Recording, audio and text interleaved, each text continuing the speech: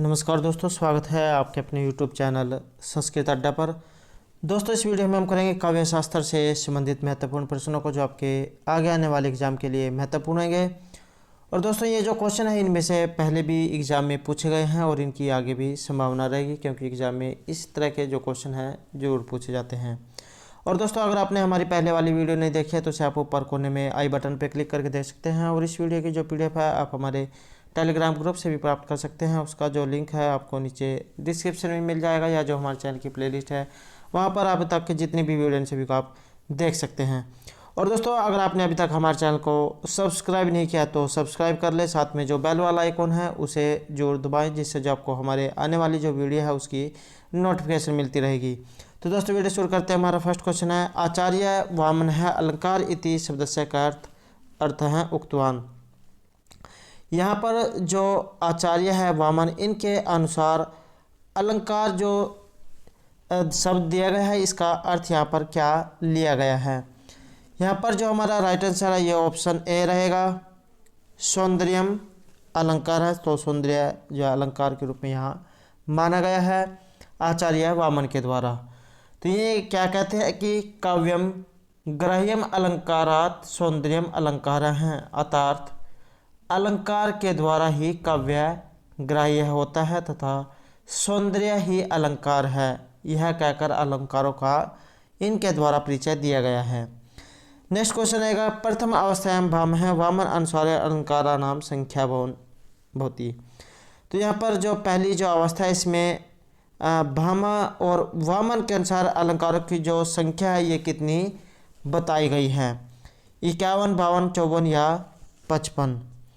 यहाँ पर जो हमारा राइट आंसर है ये ऑप्शन बी रहेगा। तो यहाँ पर प्रथम अवस्था में जो भामा और जो वामन है इन आचार्यों के अनुसार अलंकारों की जो संख्या है ये 52 बताई गई है। और अवस्थाएं जो है ये 3 होती हैं, प्रथम अवस्था, द्वितीय और तृतीय अवस्था। प्रथम अवस्था जो है ये भामा से वामन तक की है, इसमें अलंकारों की संख्या जो है 52 है। और जो दूसरी जो अवस्था है ये रुद्रट से रुयट तक मानी गई है और इसमें 103 अलंकार माने गए हैं। और जो तृतीय अवस्था है ये जयदेव से जगन्नाथ तक की है और इसमें 191 अलंकार माने गए हैं। दोस्तों, एग्जाम में जैसे यहाँ पर प्रथम पूछा गया है तो उसमें दूसरा या तीसरा भी पूछा जा सकता है, तो इसलिए एग्जाम की दृष्टि से महत्वपूर्ण रहेंगे। पहले अवस्था भामा से वामन की है, दूसरी रुद्रट से रुयट तक की है और जो तीसरी अवस्था है ये जयदेव से जगन्नाथ तक की है। नेक्स्ट क्वेश्चन है, उभय अलंकार कति भेदा अस्ति। यहाँ पर जो ये उभय जो अलंकार जो दिया गया है इसके कितने भेद यहाँ पर होते हैं। तो सी आंसर जो ऑप्शन ए रहेगा, 2। उभय अलंकार के 2 भेद होते हैं। अब एग्जाम में ये भी पूछ लिया जा सकता है कि ये 2 भेद कौन कौन से होते हैं। तो समसृष्टि और संकर, इस प्रकार से जो है ये अलंकार के 2 भेद होते हैं, समसृष्टि और समशंकर। यहाँ पर जो स जो दिया गया है ये सड़क वाला स रहेगा, जिसे दंत्य स कहते हैं। नेक्स्ट क्वेश्चन है, स्वभावोक्ति अलंकारस्य सर्वप्रथम का उल्लेखम कृतवान। यहाँ पर जो ये स्वभावोक्ति जो अलंकार है इसका सबसे पहला जो उल्लेख है ये इनमें से किस आचार्य के द्वारा किया गया है। यहाँ पर जो सी आंसर है ये ऑप्शन ए रहेगा, भामा काव्य अलंकार जो आपको पहले बताए गए हैं। तो यहाँ पर सर्वप्रथम भामा से लेकर वामन तक का रहेगा, दूसरा रुद्रट से रुयट और तीसरा जयदेव से जगन्नाथ तक का। नेक्स्ट क्वेश्चन रहेगा, स्वभावोक्ति अलंकारे स्पष्ट शब्दानाम क्या न स्वीकरोति। यहाँ पर जो ये स्वभावोक्ति जो अलंकार है इसमें स्पष्ट शब्दों को किन के द्वारा स्वीकार नहीं किया गया है। तो यहाँ पर जो सी आंसर है ये ऑप्शन डी रहेगा, आचार्य भामा के द्वारा। नेक्स्ट क्वेश्चन है, वामन आचार्य अनुसारम रीति लक्षणम अस्ति। यहाँ पर जो वामन आचार्य जो है इनके अनुसार रीति के जो कौन से लक्षण यहाँ पर माने गए हैं। राइट आंसर जो है यहाँ पर ऑप्शन ए रहेगा, विशिष्ट पद रचना रीति विशेषो गुणात्मा पदम।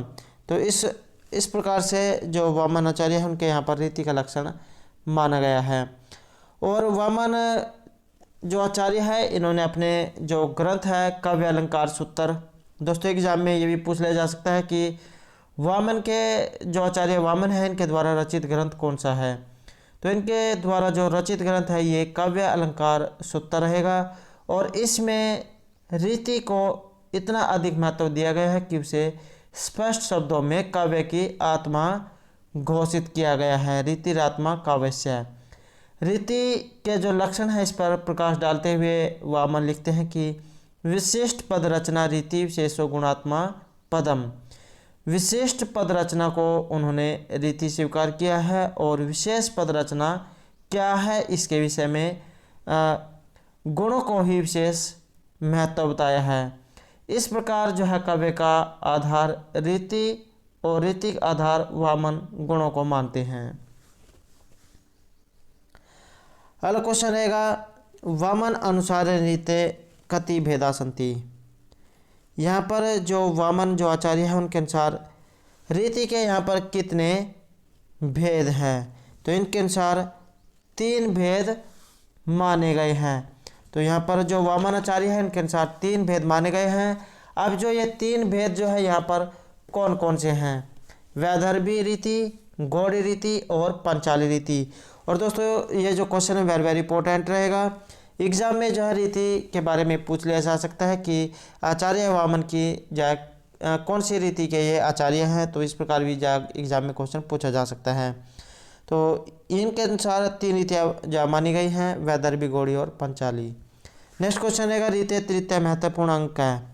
यहाँ पर जो रीति जो है इसका तीसरा जो महत्वपूर्ण अंग है ये इनमें से कौन सा है, ये रहेगा अलंकार। राइट आंसर रहेगा ऑप्शन डी। नेक्स्ट क्वेश्चन रहेगा रीति काव्यस्य आत्मा स्वीकरोति। यहाँ पर रीति को काव्य की आत्मा इनमें से किस आचार्य के द्वारा स्वीकार की गई है। सी आंसर जो ऑप्शन ए रहेगा रीति आत्मा काव्यस्य। तो यहाँ पर आचार्य वामन के द्वारा। नेक्स्ट क्वेश्चन रहेगा रीति ही काव्यस्य आत्मा इति कह आचार्य कथ्यते। तो रीति जो है ये काव्य की आत्मा होती है। तो इस प्रकार का जो कथन है ये इनमें से किस आचार्य का रहेगा। सी आंसर है ऑप्शन ए आचार्य वामन का। नेक्स्ट क्वेश्चन है ध्वनि शब्दस्य व्युत्पत्ति भवति। यहाँ पर जो ये ध्वनि जो दिया गया है इसकी जो व्युत्पत्ति है ये किन शब्दों के द्वारा हुई है। सही आंसर जो है ऑप्शन ए रहेगा। ध्वन धातु है यहाँ पर और कीतन प्रत्यय है, कीतन का ती जो शेष बचता है तय को न हो जाएगा। तो इस प्रकार से जो ध्वनि जो है ये रूप सिद्ध होगा। नेक्स्ट क्वेश्चन रहेगा लक्षण मूल ध्वनि कति भेदा संति। तो यहाँ पर जो ये लक्षण मूल ध्वनि का क्वेश्चन है वेरी वेरी इंपॉर्टेंट है। लक्षण मूल ध्वनि कति भेदा संति। लक्षण मूल ध्वनि के कितने भेद बताए गए हैं।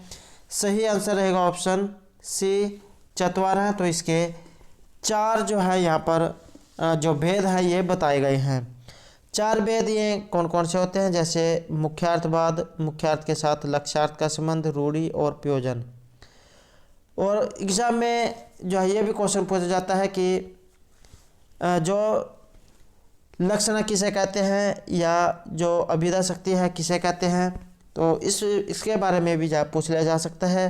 तो अभिधा क्या होती है, तत्तर संकेतित अर्थस्य बोधनाद अग्रिमाभिधा, अर्थात मुख्य अर्थ का कोश व्याकरण आदि के द्वारा बोध कराने वाली शब्द की जो अग्रगण्य शक्ति है इसे अभिधा कहा जाता है। अर्थात जो संकेतित अर्थ है वही मुख्यार्थ है और उस मुख्यार्थ के बोधन में शब्द का जो व्यापार होता है वह अभिधा शक्ति कहलाता है। और जो ये वाच्यार्थ है इसे मुख्यार्थ के नाम से भी जाना जाता है। अब यहाँ पर जो लक्षण जो है इसके भी आगे 2 भेद माने गए हैं। तो इसके आगे कौन कौन से जो है 2 भेद माने गए हैं। तो उपादान लक्षण और लक्षण लक्षण। उपादान जो लक्षण है इसके 2 भेद होते हैं। जैसे रूढ़ि में उपादान लक्षण, इसका जो उदाहरण है वेरी वेरी इंपॉर्टेंट है श्वेतोधावती। और प्रयोजन में उपादान का जो लक्षण है ये रहेगी कुंता प्रविशंति। एग्जाम में दोस्तों ये पूछा जाता है कि श्वेतोधावती जो है ये किस लक्षण का उदाहरण है। तो यहाँ पर जो ये उपादान लक्षण के उदाहरण रहेंगे। और जो लक्षण है ये क्या होती है? वाक्यार्थ में मुख्यार्थ से भिन्न अर्थ की अन्वयसिद्धि के लिए अपने अर्थ का परित्याग जिस वृत्ति के द्वारा होता है, या इस प्रकार भी आप कह सकते हैं कि जो शब्द अपने मुख्यार्थ को छोड़कर लक्ष्यार्थ का उपलक्षण जिस वृत्ति के द्वारा होता है वह उपलक्षण का हेतु होने के कारण लक्षणा होती है। और इसके भी रूढ़ि और प्रयोजन के आधार पर जो है दो भेद होते हैं। जैसे कलिंग साहसिका है, यहाँ पर कलिंग साहसिका का जो अर्थ है ये लिया गया है कि जो कलिंग जो देश है इसके जो लोग हैं ये साहसी होते हैं। और दूसरा जो इसका उदाहरण है गंगायाम घोष है, गंगा में घर है। तो इसका जो मुख्यार्थ का बाद होकर इसका अर्थ ये लगाया जाता है कि गंगा के किनारे पर घर है। तो इस प्रकार से जो लक्षण है इसके चार भेदों के दो भेद और हो जाते हैं, सारोपा और साध्यावसाना लक्षणा। नेक्स्ट क्वेश्चन रहेगा ध्वनि सिद्धांत से आचार्य क्या मान्यते। यहाँ पर जो ध्वनि जो सिद्धांत है इसके आचार्य इनमें से कौन है? यहाँ पर जो हमारा राइट आंसर है ये ऑप्शन ए रहेगा। ध्वनि संप्रदाय के जो आचार्य है ये आनंदवर्धन को माना गया है। और जो आनंदवर्धन जो आचार्य है इन्होंने काव्य के 3 भेद माने हैं। अब ये 3 भेद कौन कौन से माने हैं? उत्तम, मध्यम और अधम। इस प्रकार भी जो एग्जाम में पूछा जा सकता है कि उत्तम, मध्यम और अधम जो काव्य के भेद है ये किन आचार्य के द्वारा किए गए हैं? तो आचार्य आनंदवर्धन के द्वारा जो है किए गए हैं। अब उत्तम काव्य कौन से होता है? तो इसे जो है ध्वनि काव्य भी कहा जाता है क्योंकि इसमें वाच्यार्थ की अपेक्षा व्यंग्यार्थ की अधिकता या उत्कृष्टता होती है। दूसरा है मध्यम काव्य, इसमें वाच्यार्थ के समान ही व्यंग्यार्थ गौण किंतु उत्कृष्ट अथवा निकृष्ट होता है और ऐसा काव्य गौण काव्य समझा जाता है। जो तीसरा है ये अधम काव्य है, इसमें किसी प्रकार का व्यंग्यार्थ नहीं रहता है, मात्र अलंकारों का जो कौतुक है इसमें देखने को मिलता है।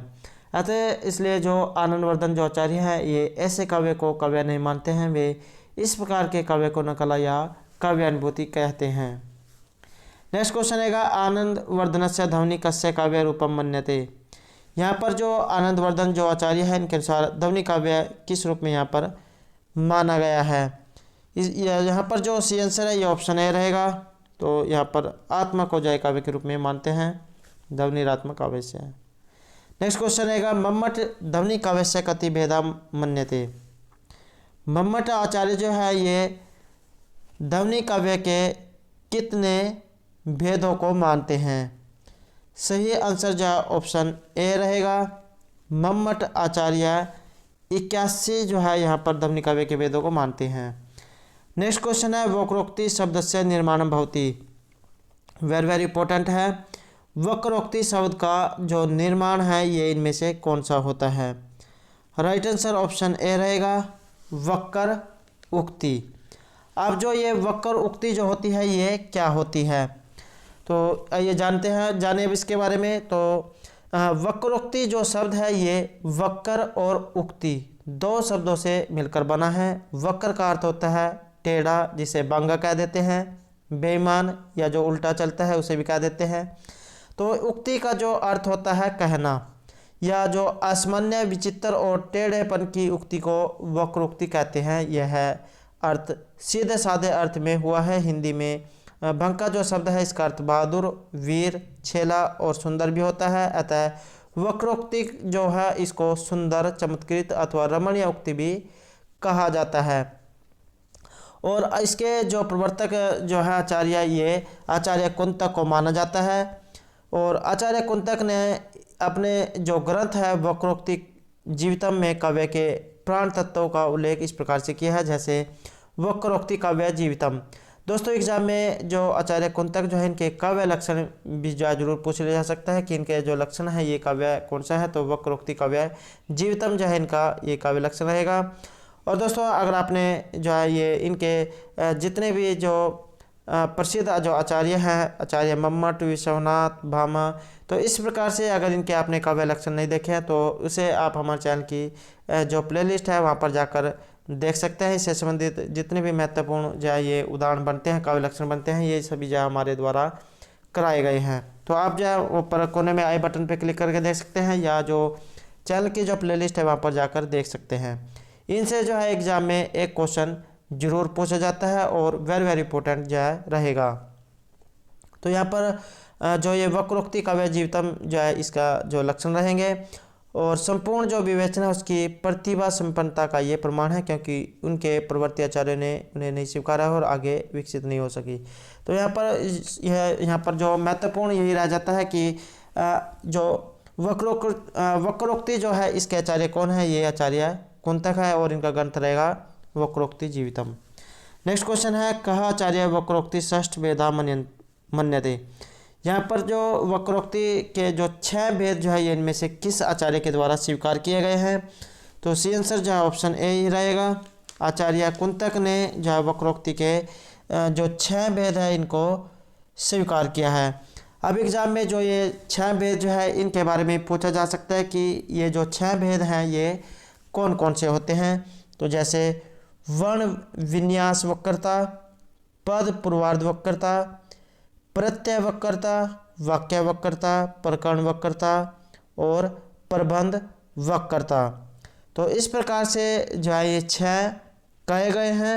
अब यहाँ पर जो ये 6 भेद हैं इनके बारे में जाने कि ये कौन कौन से होते हैं। जैसे वर्ण विन्यास वक्रता, ये किनको कहा जाता है? तो इसके अंतर्गत व्यंजक वर्णों के सौंदर्य के प्रकारों का विवेचन किया गया है। रचना में एक या दो से अधिक व्यंजक वर्णों का अंतर पुनः वर्ण विन्यास वक्रता है। अनुप्रास एवं यमक अलंकारों का 3 वृत्तियों और रीतियों का अंतर्भाव प्रायः वक्रता में हो जाता है।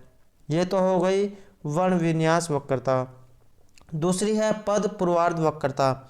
शब्द की रचना प्रतिपादिक रूप, पद या धातु एवं प्रत्यय के संयोग से होती है। प्रकृति या पूर्वार्ध का विन्यासगत वैचित्र्य पद पूर्वार्ध वक्रता या प्रतिवक्रता है। कुंतक ने इसके 9 भेद प्रतिपादित किए हैं। नेक्स्ट आएगा प्रत्यय वक्रता। इसको परप्रार्ध वक्रता भी कहा जाता है। पद के उत्तरार्ध में स्थिर शुभ तिंग आदि प्रत्ययों का विन्यासगत सौंदर्य होता है और इसके 6 भेद होते हैं।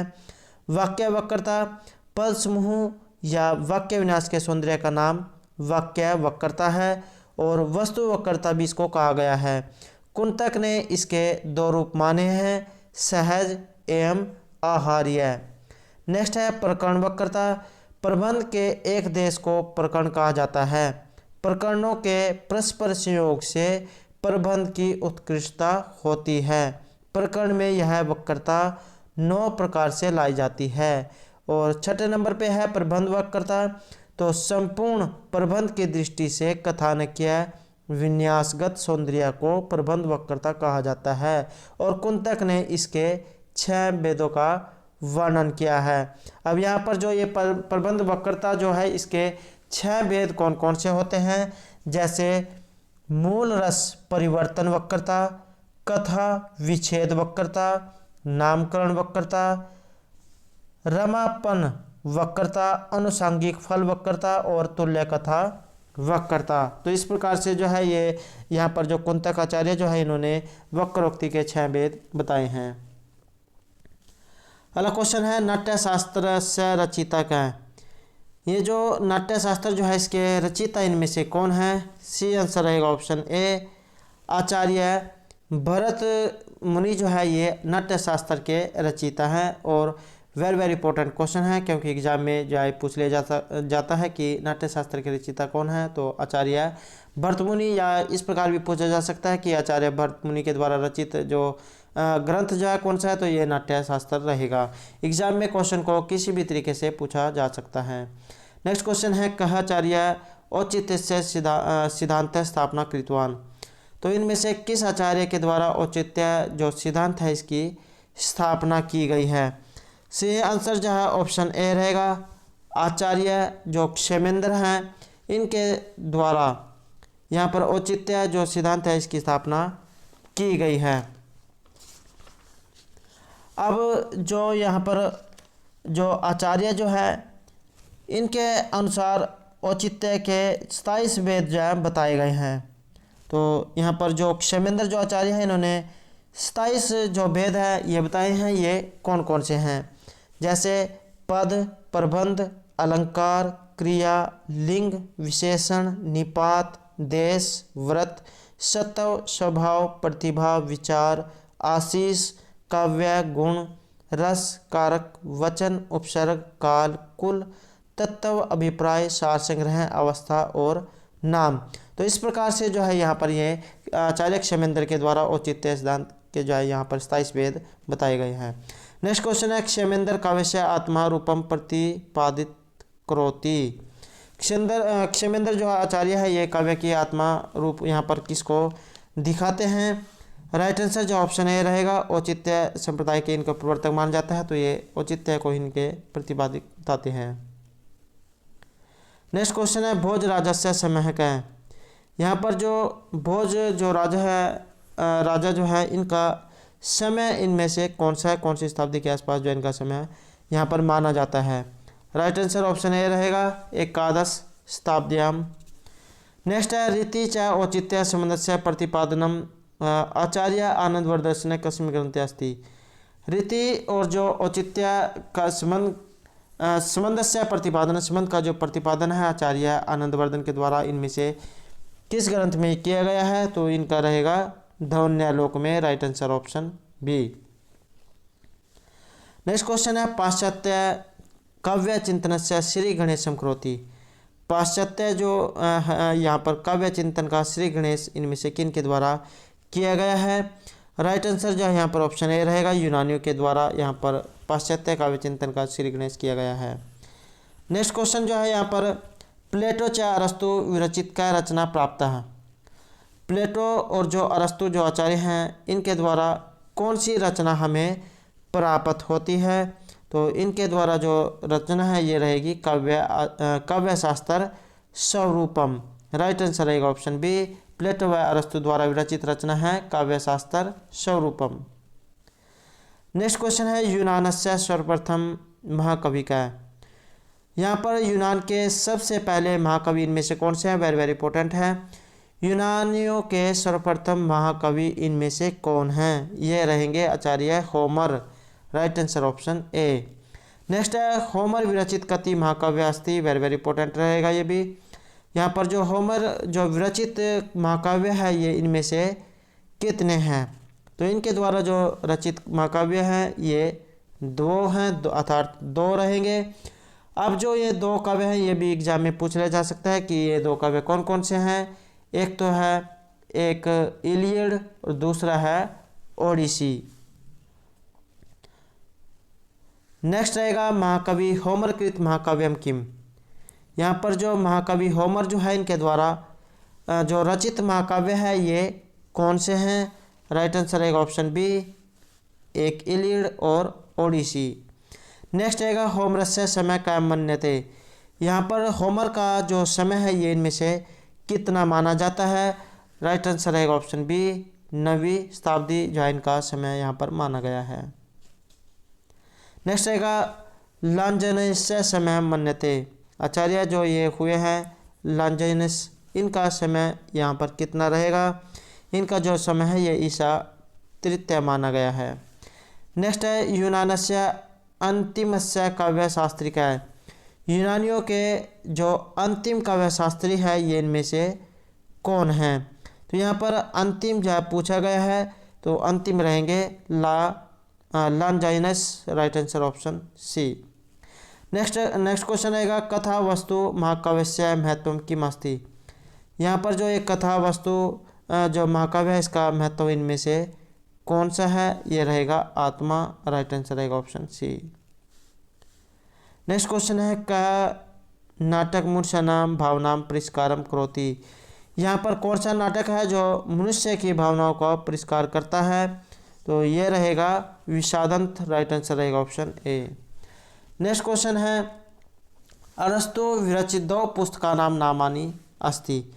यहाँ पर जो आचार्य जो हैं अरस्तु, इनके द्वारा जो दो पुस्तकें जो लिखी गई हैं ये कौन कौन सी है। एग्जाम में पुस्तकें भी पूछ ली जा सकती है कि किस आचार्य की द्वारा कौन सी पुस्तक लिखी गई है।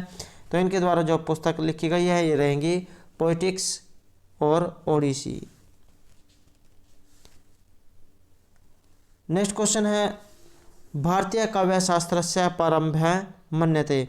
भारतीय जो काव्यशास्त्र है इसका जो प्रारंभ है, आरंभ, ये कब से माना जाता है। इसका जो आरंभ है ये ईस्वी पूर्व प्रथम शताब्दी से माना जाता है। तो यहाँ पर जो हमारा सी आंसर है ये ऑप्शन ए रहेगा, ईस्वी पूर्व प्रथम शताब्दी। नेक्स्ट क्वेश्चन है पोएटिक्स इत्यस्य कति भागा अस्ति। यहाँ पर जो ये पोएटिक्स जो है इसके कितने भाग जो है यहाँ पर रहेंगे। सी आंसर है ऑप्शन डी, इसके दो भाग बताए गए हैं। दो भाग जो है कौन कौन से हैं।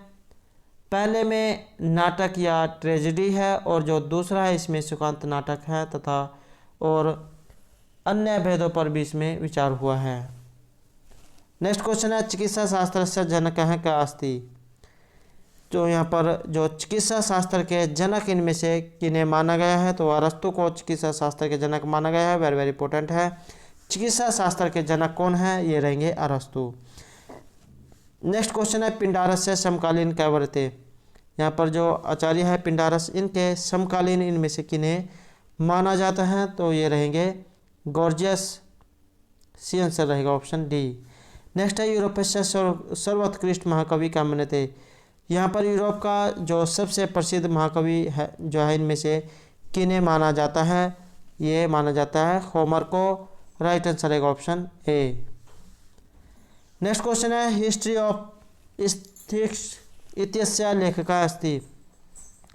ये जो हिस्ट्री ऑफ एथिक्स जो है इसके लेखक इनमें से कौन है, ये रहेंगे बोसान के, राइट आंसर रहेगा ऑप्शन ए। नेक्स्ट क्वेश्चन है नेपच्यून ग्रहस्य खोज कस्य अस्ति। यहाँ पर जो ये नेपच्यून जो ग्रह इसकी खोज करता इनमें से कौन है। तो इसके जो खोजकर्ता रहेंगे क्रोचे महोदय, सी आंसर रहेगा ऑप्शन बी। नेक्स्ट क्वेश्चन है अरस्तु महाकाव्य नाम किम अस्ति। वेरी वेरी इंपॉर्टेंट है। अरस्तु के द्वारा रचित महाकाव्य इनमें से कौन सा है, ये रहेगा ईपिक, राइट आंसर रहेगा ऑप्शन ए। नेक्स्ट क्वेश्चन है क्रोचे जन्म कदा अभवत। महर्षि जो हैं आचार्य जो क्रोचे जो हुए हैं इनका जन्म कब हुआ था। इनका जो जन्म है ये इटली में 1866 में जो है हुआ था। नेक्स्ट क्वेश्चन है और हमारा अंतिम क्वेश्चन रहेगा क्रोचे पुस्तकस्य नाम किम अस्ति कदा प्रकाशितवान। क्रोचे जो महोदय हैं इनके अनुसार इनकी पुस्तक का जो है इनमें से क्या नाम है और ये कब प्रकाशित हुई थी। तो स्टेटिटी का जो है इनका पुस्तक का नाम है और 1901 में ये प्रकाशित हुई थी। तो दोस्तों ये थे हमारे आज के काव्य शास्त्र से संबंधित कुछ महत्वपूर्ण क्वेश्चन जो आपके आगे आने वाले एग्जाम के लिए महत्वपूर्ण रहेंगे। और दोस्तों अगर आपने अभी तक हमारे चैनल को सब्सक्राइब नहीं किया तो सब्सक्राइब कर ले, साथ में जो बेल वाला आइकॉन है उसे जरूर दबाएं, जिससे जो आपको हमारे आने वाली जो वीडियो है उसकी नोटिफिकेशन मिलती रहेगी। और दोस्तों हमारे साथ अंत तक बनाने के लिए धन्यवाद।